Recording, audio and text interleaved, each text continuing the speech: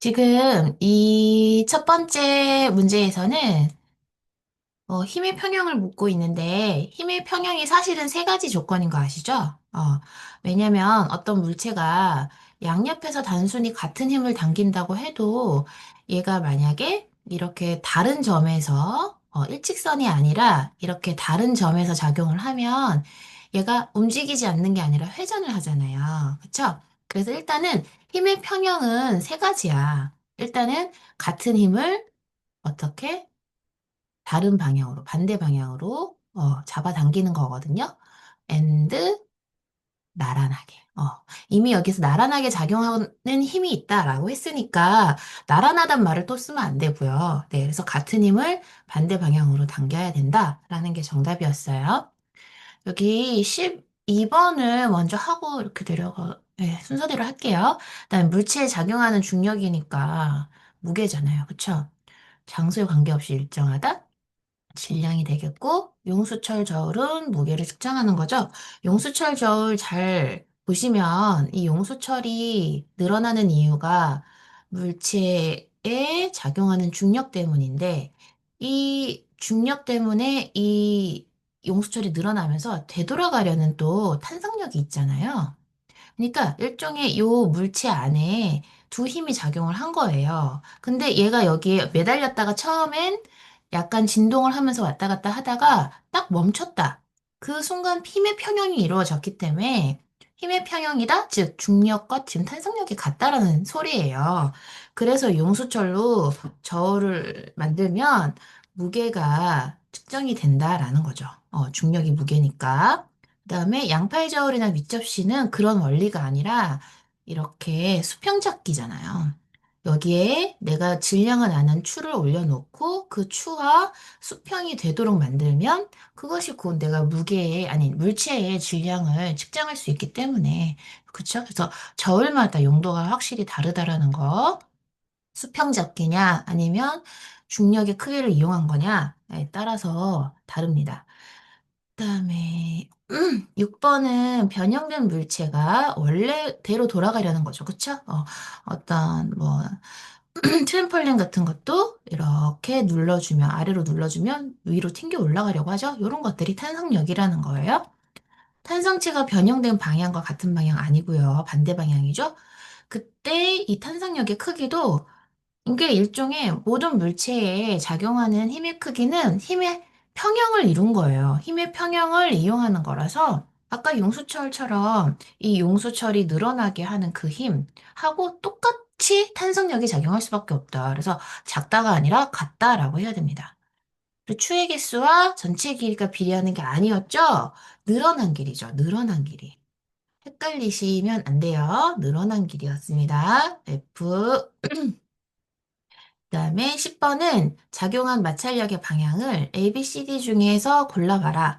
여기에서 지금 오른쪽으로 지금 힘을 주고 있잖아요. 그러면은 그 힘의 반대 방향으로, 작용하고 있는 힘의 반대 방향으로 마찰력이 작용을 하고, 또 이때 마찰력의 크기는, 이걸 보통 외력이라고 했잖아요. 이 물체를 끌고 있는 외력의 크기와 같다. 같은 20뉴턴이다. 여기 이거 무게는 괜히 헷갈리게 하려고 나온 거예요. 그것 때문에 여러분들이 많이 고민을 했을 수도 있을 것 같아요. 12번은 부력인데, 부력에서 우리가 항상 물에 잠겨 있는 그 크기만큼 부력이 결정된다고 했잖아요. 그쵸? 그리고 여기 보면 이게 같은 쇠구슬인데 왜 떠 있는 정도가 달라? 너희들 이거 헷갈리면 안 된다? 어떤 물체를 그냥 임의로 넣어가지고 둘을 비교한 게 아니에요. 그런 상황이 아니라 얘를 실에 매달아가지고 사람이 임의로 집어 넣은 거예요. 아시겠죠? 그러니까 이상하게 생각하실 필요 없어. 여기에서는 지금 얘가 깊이 넣을 수도 있고 그냥 조금만 넣은 상황일 수도 있는데 결국에 중요한 건 여기 물에 잠겨 있는 부피만큼만 딱 부력이 결정되는 거예요. 제가 그 이유 말씀드렸죠? 그 이유는 수압차 때문이라고, 그쵸? 그래서 부력의 크기는 지금 현재 똑같이 잠겨 있으니까 A, B 같고, 그다음에 C는 그것보다 조금 잠겨 있으니까 이렇게 하죠. 그러니까 어떤 친구들이 보통 부력하면 많이 떠 있다라고 생각하는 경우가 많아. 부력이 크면 떠있기 때문에 떠있다? 그렇게 단순하게 생각해서는 안 된다는 얘기야. 네. 떠있으니까 이게 제일 크지? 이렇게 생각하면 안 돼요. 네. 물에 얼마나 잠겨 있는지를 보셔야 되는 거예요. 그리고 13번. 자, 지금 용수철로 힘의 크기를 우리가 측정해 보는 거예요. 왜냐면 늘어난 길이와 힘이 비례하니까. 지금 2cm 늘어났을 때 10N 가해줬죠? 작용을 했으니까 10cm 늘어났을 때는 얼마일까라고 식을 써놓을 수 있지. 그래서 어떻게 했어요? 50N이 작용했구나라는 걸 알 수 있죠. 마지막 14번입니다. 중력의 상대적 크기를 나타냈다. 왜 이렇게 중력이 다 다를 수 있어요? 중력은 결국 만유인력 때문이다. 이런 얘기 했었죠? 만유인력 공식도 얼핏 이야기 했었죠? 이때 여기에 이 행성의 크기와 반지름 그리고 만유인력 상수 고려해가지고 이게 지구 같은 경우에는 9.8인 거고 달이면 그거에 9.8의 6분의 1인 거고 화성은 9.8의 3분의 1인 거고, 이런 상황인 거야. 목성은 오히려 더 크죠. 2.5네요, 2.5. 그러니까 10분의 25, 어, 아이고. 그냥 2.5라고 할게요. 네. 그런 상황인데 여기에서 6kg 화성에 가져갔대. 자, 그럼 지구에서의 무게는 60N이라고 해볼게요. 이거를 그냥 중력 가속도를 9.8 말고 10이라고 그냥 쳐서 보자 이거야, 다. 10이라고 치고 10이라고 쳤을 때 지구를 기준으로 그러면 지구에서의 무게가 60이면 달에서의 무게는 중력이 6분의 1이니까 이거의 6분의 1이 돼서 10N이 되는 거죠. 화성은 3분의 1이니까 20N, 목성은 2.5배예요. 그러면은 120에다가 30도에서 150N이 되는 거지. 근데 어쨌든 화성에 가져갔을 땐 무게가 얼마? 20이 되고 목성에서는 질량이잖아요. 질량은 똑같죠. 어디서든. 그래서 6인 거예요. 6. 달에서의 물체의 무게는 아까 10N이잖아요. 화성은 20N이잖아요. 그럼 이게 화성의 2분의 1배인 거죠. 이렇게 하시면 우리가 이제 중력의 크기를 가지고 환산을 할 수 있습니다. 고생하셨습니다. 잘 들으신 거 다 적어 오셔야 돼요. 만약에 그냥 들었다, 다시 들으셔야 돼요. 이거 여러분들 잘 꼼꼼하게 적어 오셔야 돼요. 네.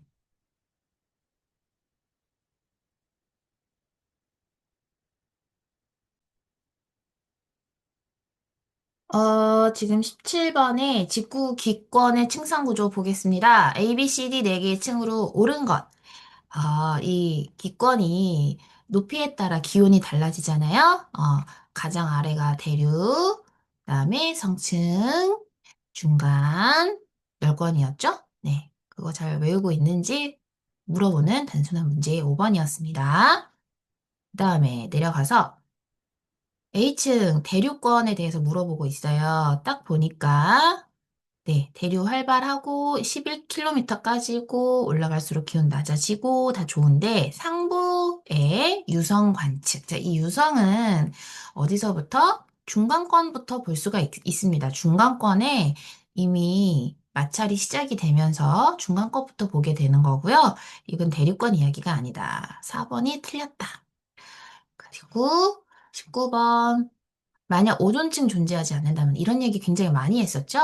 우리가 원래 이렇게 지그재그형의 어떤 기온 분포인데 이럴 수밖에 없는 게 이 중간 성층권에 오존층이 있었기 때문이고 이 오존층이 또 다른 지구의 어떤 지표 같은 역할을 하는 거다라고 얘기했단 말이에요. 지표에서 열이 나오는 것 마냥 오존에서도 이렇게 열이 나오다 보니 그냥 오존이 없었다면 지표에서 멀어지면서 기온이 뚝 떨어졌다가 다시 이제 10건에 가까워지면서 이렇게 올라갈 수밖에 없는 상황이다라고 얘기를 했었단 말이에요. 그렇기 때문에 딱 두 개의 층으로만 구분이 됩니다. 20번에 태양 복사. 지금 복사 평형 그러면 지구 복사 에너지 그리고 태양 복사 에너지가 서로 똑같을 때 복사 평형이죠. 그쵸? 서로 같아야 되는데 네, 평형 상태 온도 일정하고요. 복사 에너지 양과 방출하는 복사 에너지 양이 같다. 네, 방출과 복사가 같을 때. 태양 복사 에너지 양이 지구 복사 에너지의 양보다 많을 경우에 온도가, 아이고, 이거 너무 쉬운 얘기인데, 이게 끝까지 좀 보긴 하셔야겠네요. 3번이 틀렸죠? 높아져야 되겠지. 태양 복사 에너지가 더 많은데. 자, 다음 21번 기온에 따른 포화 수증기량 현재 즉 여기에 어떤 공기의 정보를 그냥 현재 기온이 20도인 공기다. 그리고 현재 수증기량이 요만큼 있다라고 얘기를 했어요. 그럼 이 공기는 여기에다 찍어볼 수밖에 없죠. 그렇죠? 여기가 지금 7.6인 그 라인이니까. 네. 현재 공기가 이 공기예요. 여기에. 그러면 이 공기의 이슬점.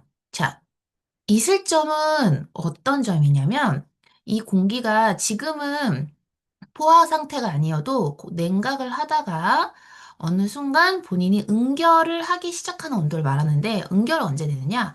포화 상태가 되면 응결을 할 수 있죠. 포화 상태보다 더 낮다 온도가 그러면 이제는 응결이 시작이 된단 말이에요. 그러니까 이슬점은 10도가 되겠죠. 1번입니다, 1번. 네. 성재중이 예전에 근데 지금 4년도 건데요. 성재중도 제가 지금 겪어본 학교 중에서 지금 문제가 너무 쉬운데 성재중 이 정도면 다 맞았어야 되는데 우리 친구들 네 이거 너무 쉽습니다. 솔직히 말하면 네. 참 그렇습니다. 그 다음에 여기 22번 기온, 습도, 이슬점의 변화 이거 많이 보셨잖아요. 여기에서 옳지 않은 것. 하루 동안 이슬점 변화는 크지 않다. 맞죠? 지금 이슬점이 요 라인이잖아요. 여기 초록색, 여기 별로 이거 변화가 아예 없는 건 아니지만 그래도 그렇게 크진 않잖아요. 그러니까 맞는 말. 맑은 날 공기 중 수증기량이 많은 변화가 있다.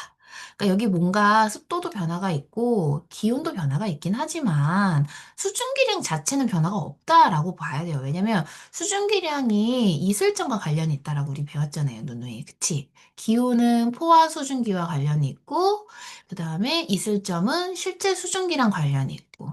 그쵸? 네. 그래서 습도가 뭐야? 포수분의 실수다 보니 어떻게 된다? 이 포화 수증기가 가장 높을 때 습도가 낮다라는 이야기를 했단 말이에요. 그러니까 포화 수증기량이 증가를 하면 습도가 낮아진다 맞죠? 그래서 어쨌든 답은 지금 2번입니다. 2번. 네. 23번에 구름 만들어지는 과정. 구름 어떻게 만들어지죠? 일단 상승하면 팽창을 하면서 온도 떨어지죠? 그래가지고 이슬점 도달, 수증기 응결하면서 구름 발생. 그런데 이제 상승하면 부피가 팽창을 하는 건 맞고 기온 낮아지는 거 여기까지는 맞아. 근데 이 물방울이나 얼음 알갱이가 하늘에 떠 있는 것 이것을 강수라고 한다? 강수는 비나 눈이에요? 네, 이거 떠 있는 것 자체는 그냥 구름인 거죠. 구름이 생긴 겁니다. 그래서 2번 틀린 거고, 이거는. 그래서 답이 23번에 1번. 1번 맞나? 맞아. 1번입니다, 1번. 네. 이런 거 복합 수증기 포함한 공기 덩어리 상승해서 주변의 압력이 높아진다? 엥? 주변 압력은 원래 낮은데 이 친구가 상승을 하다 보면 주변 압력이 낮으니까 자기가 갖고 있는 자기 내부의 압력이 더 커서 팽창을 해버리는 거죠. 음. 자, 그런 문제였네요. 24번에 지금 구름 입자가 성장해서 비나 눈 내리는 과정입니다. 빙정 보이고 이렇게 40도다, 마이너스 40도다 이러면은 이런 거는 이제 중위도 지역이죠. 중위도나 고위도 지역인데 저위도 같이 좀 온도 높은 곳이 아닙니다. 이런 데서는 빙정설이라고 해요. 일단 빙정이 있잖아요. 그러니까 병합설 안 되고 열대지방 아니죠. 중위도권이니까. 지표 부분이 0도보다 낮았다 만약에 여기가 굉장히 추운 날씨였을 수도 있겠죠? 그럼 눈이 내리는 게 맞죠. 3번입니다. 그 다음 25번 기압에 대한 설명으로 옳은 것. 기압에 대한 설명, 기압의 크기는 시간과 장소에 상관없이 일정하다. 이 기압이요. 상관없이 일정하지 않죠. 그쵸? 왜냐하면 어떤 곳은 그 지표가 가열돼서 공기가 많이 상승을 해버리니까 되게 기압이 낮을 수도 있단 말이에요. 자, 이거 틀렸고, 이 10m의 물기둥이 누르는 압력과 같다. 네, 이게 정답이죠? 일기압은 우리가 그렇게 약속을 했어요. 10m 또는 76cm의 수은 기둥. 이렇게. 그쵸? 네. 이 헥토파스칼이 1제곱 면적에 10뉴턴의 힘이 작용할 때의 압력이다. 이 헥토파스칼은 사실 우리가 생각하고 있는 그 공기 압력을 표현하는 것 중에 조금 다른, 네, 이게 1013 헥토파스칼이 일기압이거든요. 네. 네, 그래서 이렇게 나올 수가 없습니다, 지금. 그리고 여기에 26번, 옳은 것. 우리 B는 한랭 다스판 오호츠크의 기단으로 맞는데요. 1번부터 정답이네요. 네. 봄, 여름에는 네. 온난 건조한 기단은 맞지만 A 기단은 아니죠. 온난 건조하지 않죠. 여기는 한랭 건조죠. 춥고 건조하죠. 그렇죠? 온난 건조한. 그래서 네, 틀렸고 장마철 C 기단과 D 기단이 만나는 게 아니라 A, D. 그러니까 조금 덧붙이면 B까지 왔을 때가 더 강해집니다. B 기단 영향으로 춥고 건조한 날씨 아니죠. 한랭 다습한 D 기단, 그러니까 다습한데 온난이죠. 요즘에는 네, 어쨌든 네, 27번 전선면 따라 층운영. 이게 제가 볼 때는 선생님께서 성재 중에 이렇게 항상 쉽지는 않아요. 아마 이게 지금 뭐 기말이라면 중간에 너무 어려워서 친구들을 위해서 좀 쉽게 내신 것 같아. 자, 그다음에 고기와 같은 특징을 갖는 전선. 지금 보시면 전선면 따라 층운형이 있다. 여러분, 기단의 전선, 이렇게 한랭전선, 온난전선 있죠? 이렇게 만약에 바람이 이렇게 가고 있다면 앞쪽에서 가는 그 바람이 이렇게 찬 바람이고 뒤에서 가는 게 따뜻하다면 이런 온난전선이 형성이 되고 이럴 때 그 따뜻한 공기가 천천히 찬 공기를 타고 올라가니까 구름이 비교적 넓게 층을 이루면서 생기잖아요. 이럴 때 층운형. 그러면 이게 이제 뭘 얘기하는 거다? 온난전선이죠. 그쵸? 한 번 더 볼까요? 넓은 지역 맞지? 그리고 기울기 완만 맞습니다. 반대로 여기 한 번 더 얘기해 보면 이쪽으로는 급하게 찬 공기가 만약에 오고 있다. 그러면 따뜻한 게 너무 급하게 튕겨 올라간다 했어요. 왜냐하면 상대적으로 찬 공기가 빨라서 얘가 조금 빠른 편이죠. 자, 그랬습니다. 그 다음 28번 일기도 보는 거 너무 헷갈려 하실 필요 없고요. 보통 남고 북저형이다 이러면 여름, 그리고 서고 동저형이다 그럼 겨울. 제가 그런 얘기 했었죠. 왜 겨울에 정반대로 북고 남저가 아닌가요? 원래는 그렇게 될 수밖에 없는 상황이긴 한데 이 특별히 동쪽이 특이한 저기압 현상이 나타난다라고 했었잖아요. 어떤 조금 먼 나라에서 그 어떤 영향이 있다. 그래서 우리가 어쩔 수 없이 겨울철에 동고서 서고 동저형으로 편성이 된다. 자, 그렇게 보면은 가가 지금 여름철인 거예요. 여기가 고기압이잖아요. 남쪽이. 그래서 지금 1번 틀렸고 2번에 남동계절풍이 뭐냐면 남쪽과 동쪽 사이에 여기서 이렇게 불어오는 거 맞죠? 고기압에서 저기압으로 불어 들어가니까. 네, 그래서 2번이 지금 맞다. 네, 그래서 나머지는 쉽게 이해하실 수 있고, 보통 이제 이렇게 맑고 따뜻한 날씨, 자, 맑은 날씨 그러면은 기후가 건조해서 그럴 때 이런 현상이 생기거든요. 건조하면 수증기가 없다는 뜻이고, 없으면 빛이 약간 산란될 게 없다는 뜻이에요. 그러니까 뭔가 빛이 산란이 되고 어디 자꾸 부딪히잖아요. 그러면은 하늘이 약간 뿌여 보입니다. 먼지 낀 하늘도 원래 뿌연 게 그 먼지 자체도 그렇지만 빛이 자꾸 산란을 일으켜서 그래요. 네, 그래서 건조한 날씨에 이런 가을철에 그런 가을, 겨울철이 굉장히 날씨가 맑은 거죠. 네, 여기까지 하겠습니다.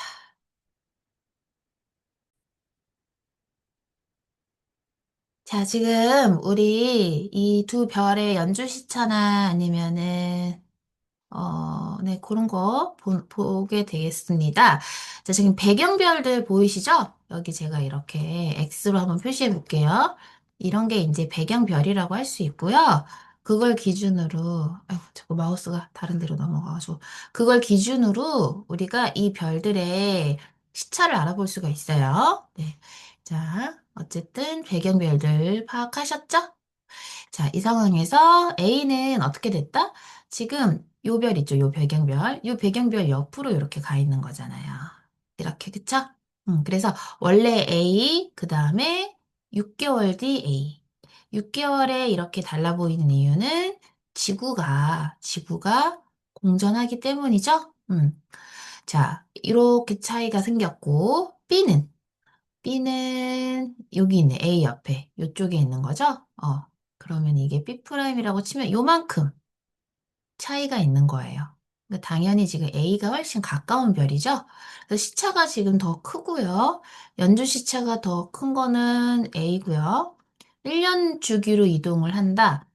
1년을 주기로, 이, 1년을 주기, 그치. 1년 후에 다시 되돌아오니까 1년을 근데 1년을 주기로 이동을 죄송합니다. 이 별이 이동하고 있는 거 아니죠? 얘네들이 움직이고 있는 거 아니죠? 지구가 움직여서 그렇게 보이는 겁니다. 아이고, 선생님도 틀릴 뻔. B가 더 멀리 있다. 네, 시차가 작을수록, 그쵸? 태양 중심으로 공전하는 거 아니에요, 지금. 별이 아니라 지구가 공전을 해서 저렇게 보이는 거예요. 네. 자, 그 다음에 5번. 우리 눈으로 겉보기 등급으로 봐야 되죠? 겉보기 등급으로 볼 때 제일 밝으려면 제일 숫자가 작은 태양이 되겠습니다. 1번. 그리고 넘어가서 26번에 실제로 제일 밝은 거. 실제로 밝으려면 절대 등급 봐야 됐죠? 절대 등급 제일 작은 대내부가 가장 밝은 별이 되겠다. 18색보다 가까이 있는 거, 우리 18색 기준으로 해가지고 겉절이 공식 기억나시죠? 얘가 겉보기와 절대 등급을 뺐을 때 음수가 나오면 18색보다 더 가까이 있었다. 가까이 있다, 우리 지구에서 더 가까이 있다라는 이야기예요. 그러니까 그걸 한번 찾아보겠습니다. 18색보다 가까이 있는 별, 여기 보시면 빼야 돼요. 근데 이거 빼는 거 좀 귀찮겠지만 또 어, 너무 막 귀찮아 하시면 실수가 나올 수 있으니 좀 잘 보세요, 여러분. 네. 자, 여기에서 여기 4.8을 빼줘요. 그러면 사실 실질적으로 더 더해줘가지고 마이너스를 붙여야 되는 거잖아요. 그래서 보니까 30.6이 되네요. 여기는 1.3에서 8.7을 빼줘.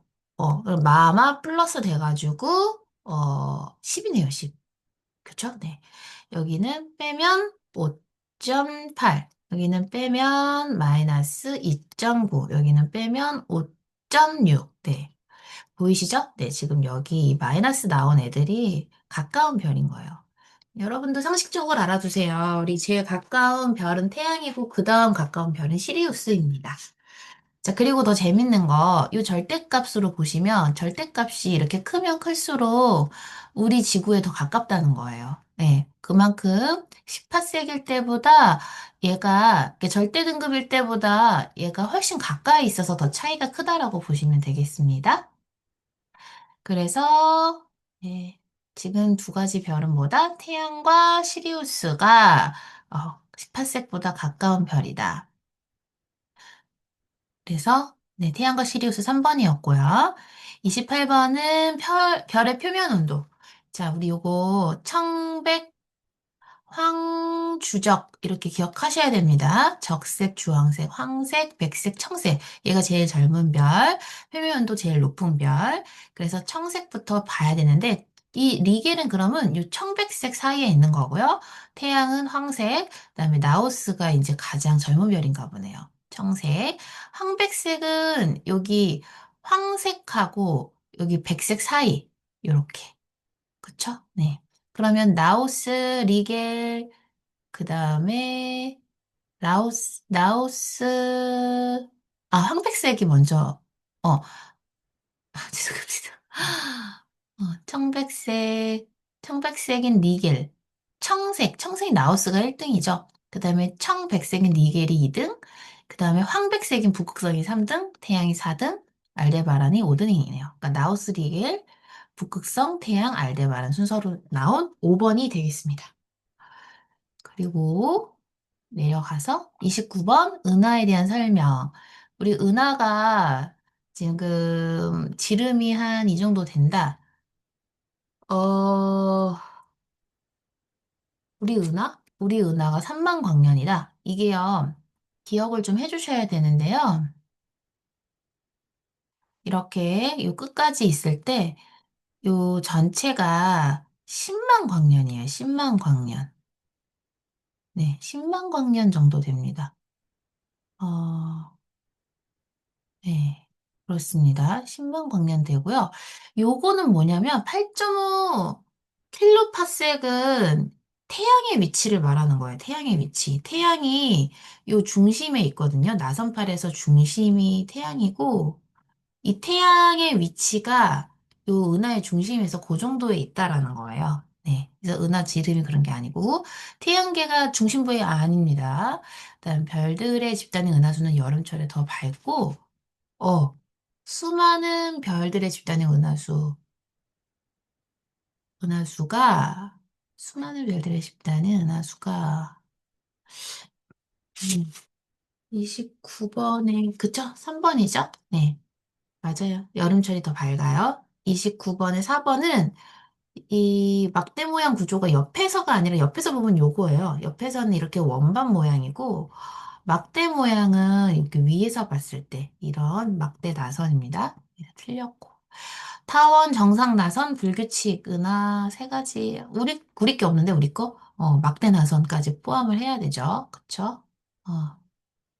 허블은 외부 은하니까 우리 걸 빼버린 것처럼 이야기를 하시네요. 그쵸? 외부 은하에 우리 은하같이 생긴 애들도 있어요. 네, 그래서 외부 은하라고 우리 은하를 빼고 세 가지만 하면 안 됩니다. 그 다음에 은하와 우주. 많은 수의 별들이 모여있는 집단은 성단이다. 구상성단. 자, 구상성단은 우리 은하 나선팔에 있지 않고 보통 중심에 있죠. 중심에 구상성단이 있고. 틀렸네요, 1번부터. 네. 성간 물질이 구름처럼 보이는 거를 성운이라고 한다. 예, 맞고요. 우주 탐사하면 지하 자원을 채취를 할 수는 있지만 우주 쓰레기도 있다. 정크가 많아요. 그다음에 은하들이 우리 은하로부터 멀어지는 현상. 팽창하기 때문이라고 설명할 수 있다. 맞죠? 산계성단이 수만 개의 별들이 비교적 듬성듬성 모여 있는 거고, 어? 그쵸. 산계성단은 아직 젊은 별이고 청색인 게 많습니다. 네, 그래서 30번에 1번 되겠습니다.